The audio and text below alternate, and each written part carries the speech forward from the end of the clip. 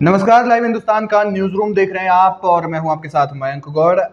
Iran, America और Israel को लेकर जो जंग चल रही है तीनों के बीच में, उसको लेकर के कुछ बड़े अपडेट सामने आ रही हैं और 25 दिन के बाद सीज फायर की जो बातें हैं वो धीरे धीरे शुरू होने लगी हैं। लेकिन सीज फायर की बातों के बीच में भी ईरानी सेना ने कुछ और दावा किया है, ट्रंप कुछ और दावा कर रहे हैं। तो ये कुछ बड़ी बातें हैं। हमारे साथ हमारे सहयोगी इमरान खान मौजूद है। इमरान जी, मैं सबसे पहले तो आपसे जानना चाहूंगा कि पाकिस्तान की मध्यस्थता पर बहुत बड़े सवाल उठ रहे हैं, क्यों और क्या उसका कारण है?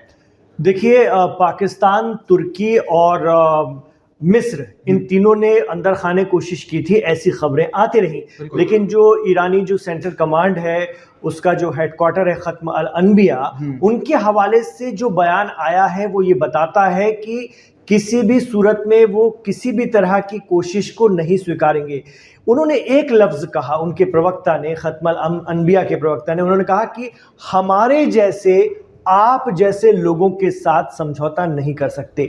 अगर पाकिस्तान और उसके साथ दो और मुस्लिम मुल्क ये कोई एक पैगाम लेकर गए थे या किसी भी रूप में कोई चिट्ठी लेकर गए थे प्रेसिडेंट ट्रंप की, अगर गए थे तो ये अपने आप में पाकिस्तान की घनघोर बेइज्जती है। और पाकिस्तान को ईरान ने एक तरह से ये कह दिया कि हम तुम में से नहीं, तुम हम में से नहीं। अब इसके लिए आपको 1450 साल पीछे जाना पड़ेगा, जहां इमाम हुसैन ने करबला की जंग के दौरान यजीद जैसे महाताकतवर लेकिन जालिम बादशाह से कहा था कि मुझ जैसा तुझ जैसे की बैत नहीं करेगा। मतलब मैं तुझसे समझौता नहीं करूंगा, बात नहीं करूंगा, मैं तुझको अपने लायक नहीं समझता, या इस तरह की, मतलब तो मैं तुझे इस लायक ही नहीं समझता। तो ठीक 1450 साल बाद पाकिस्तान के लिए, खास तौर से जो कि बहुत ज्यादा लीडर बन रहा था, और कल तक ये खबरें आई कि भाई पाकिस्तान बड़ी अच्छी डिप्लोमेटिक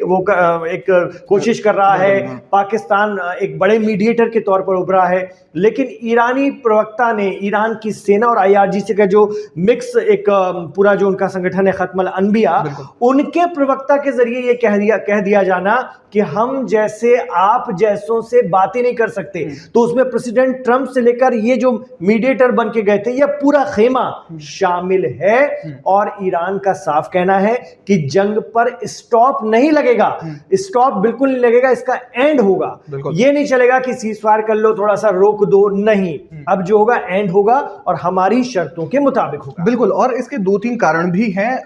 किन कारणों की वजह से वो सब चीजें हो रही है और पाकिस्तान की मध्यस्थता को एक तरह से, क्योंकि उनका जो प्रस्ताव है, क्योंकि जब प्रेसिडेंट ट्रंप ने जो अपना प्रस्ताव भेजा वो पाकिस्तान के जरिए भेजा, तो उन्होंने उस प्रस्ताव को ही सीधे तौर पर खारिज कर दिया। यानी कि वो पाकिस्तान को इस लायक ही नहीं समझते कि वो दो मजबूत देशों के बीच में मध्यस्थता का काम कर सके। बिल्कुल, एक ये बात है। और दूसरी बात ये है कि पाकिस्तान जो है, जब वो मध्यस्थता की कोशिश कर रहा था, तो इसी बीच में जब हाल फिलहाल में 24 घंटों के अंदर पाकिस्तान के प्रधानमंत्री शहबाज शरीफ या फिर उनकी जो टॉप लीडरशिप है, उन्होंने 3-4 बार, कई बार ईरानी अधिकारियों से बात की। लेकिन हुआ ये कि जब उनका जो कंटेनर शिप है वो हुर्मुज़ जलडमरू मध्य से, स्ट्रेट ऑफ हुर्मुज़ से गुजर रहा था, तो उसकी परमिशन नहीं दी, उसको वापस भेज दिया ये कहकर कि आपके पास कोई भी परमिशन नहीं है। तो ये कहीं ना कहीं एक बहुत बड़ा झटका है। जब आप मध्यस्थ होते हैं तो ये माना जाता है कि आप दोनों की तरफ नहीं है, एक तटस्थ देश के रूप में है। लेकिन यहां पर ईरान ने एक बहुत बड़ा झटका पाकिस्तान को दिया है। इसी बीच एक बहुत बड़ी खबर सामने आ रही है खत्म अल अनबिया की तरफ से। उन्होंने कहा है कि प्रेसिडेंट ट्रंप जो नेगोशिएशन की बातें कर रहे हैं वो सिर्फ अपने एंड पे कर रहे हैं, हमारा उससे कोई ताल्लुक नहीं है, हमारी उनसे कोई बातचीत नहीं है। और ये बात उन्होंने कही, इस बात का प्रमाण उन्होंने इस तरह से दिया कि उन्होंने आज सुबह सुबह अपनी जो मिसाइल हमलों की 80वीं लहर जो है वो इसराइल के ऊपर दागी। कई जगहों पर हमले भी हुए।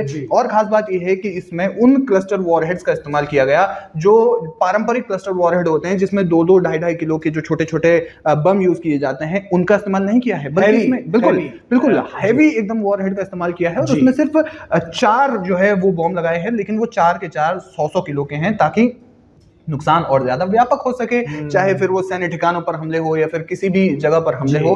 तो जो छोटे छोटे बम होते हैं 2-2 ढाई किलो के, वो सिर्फ कुछ जगहों पर एक छोटे से उस पर जो है वो नुकसान पहुंचा सकते हैं। लेकिन जब एक बड़ा बम होता है तो फिर वो किसी भी दीवार को या फिर किसी भी मजबूत सैन्य रूप से जो बहुत ही मजबूती से जो जगहें बनाई जाती हैं, जो ठिकाने बनाए जाते हैं, उनको भी नेस्तनाबूद कर सकता है। तो फिर इसका इस्तेमाल यहाँ पर किया गया है। बिल्कुल, मतलब आप ये कहना चाह रहे हैं कि अब इस दौर में ईरान पहुंच गया है जंग के कि वो अपने हैवी हथियारों का इस्तेमाल कर रहा है, और इतने हैवी कि उसमें से ज्यादातर जो है जाकर के नुकसान कर रहे हैं इजराइल के अंदर में या मिडिल ईस्ट में मौजूद अमेरिकी सैन्य ठिकानों पर।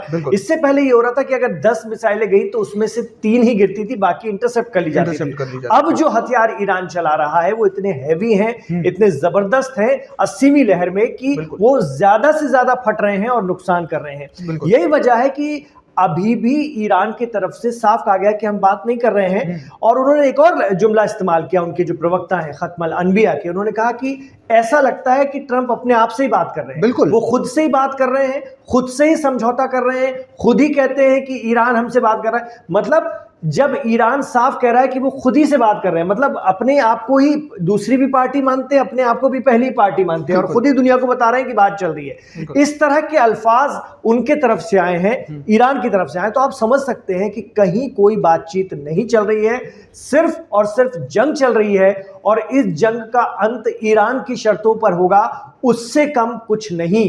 एक और जो मैं आपको बता दूं, मैं जो हमारे दर्शकों को, कि एक और चर्चा सोशल मीडिया पर भी चल रही है और एक थ्योरी ये चल रही है कि अमेरिका तो बहुत तेजी से इस जंग से निकलने की फिराक में किसी भी रूप में, और उसकी ये भी कोशिश हो सकती, जैसा ट्रंप का नेचर है, क्योंकि पल में तोला पल में माशा, आज कुछ कह रहे हैं, कल कुछ कह रहे हैं, सुबह कुछ कह रहे हैं, शाम को कुछ कह रहे हैं। तो ये भी हो सकता है कि वो कह दे किसी दिन कि भाई हम तो निकल रहे हैं, अब ईरान और इजराइल देख लें अपना निपट लें। तो ईरान में ये चर्चा चलती है, जैसा कि वहां पर मौजूद एक्सपर्ट बता रहे हैं, कि अगर ऐसा हो गया तो ईरान के लिए इससे बड़ी खुशी की बात कोई हो नहीं सकती।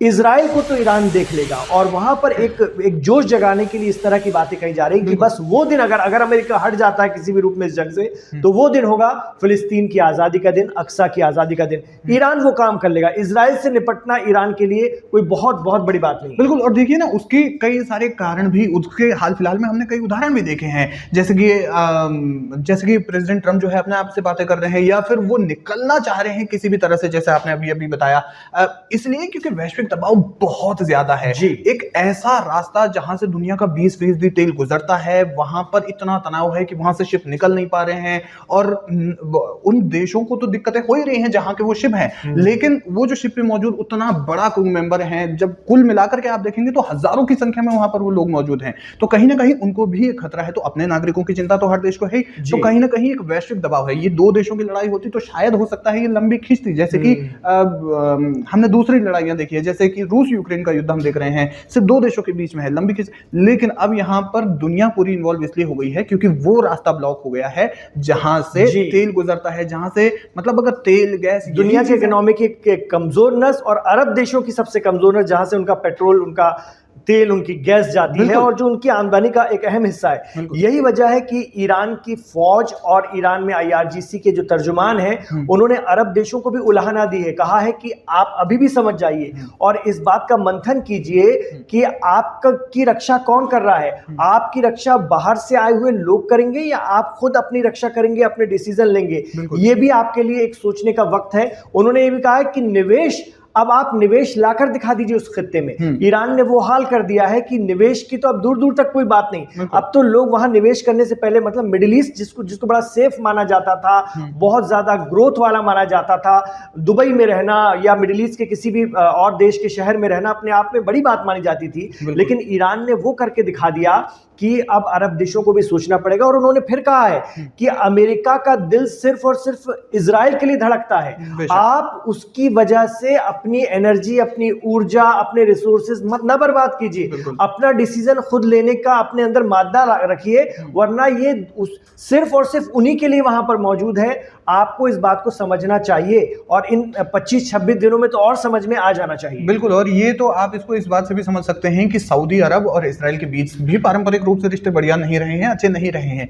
लेकिन अगर कल को ऐसी ही हिमाकत सऊदी अरब भी करता है, अपना परमाणु कार्यक्रम बढ़ाता है, तो जाहिर है कि अमेरिका के उसके साथ तो कम से कम रिश्ते अच्छे नहीं रहेंगे। वो तो इसराइल की हिमायत में जो है वो सऊदी अरब से भी जो है दुश्मनी मोल ले सकता है। तो ये जो तमाम चीजें हैं वो निकल करके आ रही हैं, ऐसी भी लहर दाग दी गई है। और इसके बीच में एक बड़ा अपडेट हम ये दे देते हैं कि भले ही ये सीज फायर की बातें चल रही हो, ट्रंप अपनी तरफ से 15 सूत्रीय उन्होंने मांगे जो है वो प्रस्तावित की हैं, लेकिन ईरान का साफ तौर पर यही कहना है कि हमारी सिर्फ 4 मांगे मान लीजिए और फिर उसके बाद आराम से टेबल पर बैठ जाइए। उन 4 मांगों में जो है वो पूरे सैंक्शंस तो हटाना है ही, कि वो अपने ऊपर से सारे सैंक्शंस हटाना चाहता है, चाहे वो तेल पर लगे हों, चाहे वो इकोनॉमी पर या फिर इन निवेश पर उनके लगे हुए हों।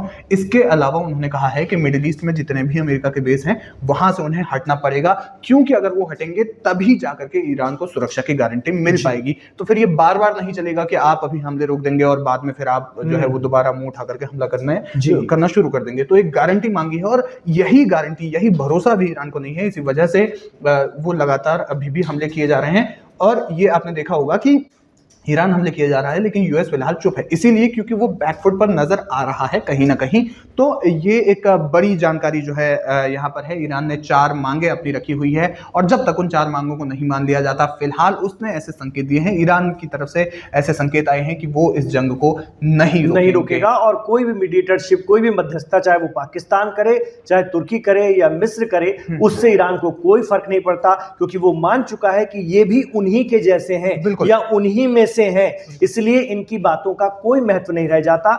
यही वजह है कि उन्होंने जोर देकर कहा है इस बार कि हम जैसे आप जैसों से समझौता नहीं कर सकते या उस खेमे में जो लोग हैं उनसे बात नहीं कर सकते। तो बड़ी फजीहत हुई है पाकिस्तान की। आपको क्या लगता है हमें कमेंट बॉक्स पर बताइए। और पाकिस्तान तो है ही उस खेमे में जिस खेमे में, और पाकिस्तान हर तरफ से फायदा उठाना चाहता है, लेकिन अब उसकी भी कलई खुल गई है, उसकी भी पोल दुनिया के सामने खुल गई है, उसका भी चेहरा उजागर हो गया है कि वो किस तरह का देश है और अपने आप को मुस्लिम देश, इस्लामिक रिपब्लिक कहना और उसको सही में अमल में लाना, दोनों में फर्क होता है। तो आप हमें कमेंट बॉक्स में बताइएगा। मयंक और मेरे साथ इस वीडियो में जुड़ने के लिए शुक्रिया। जल्दी हाजिर हो रहे हैं अगला वीडियो लेकर के।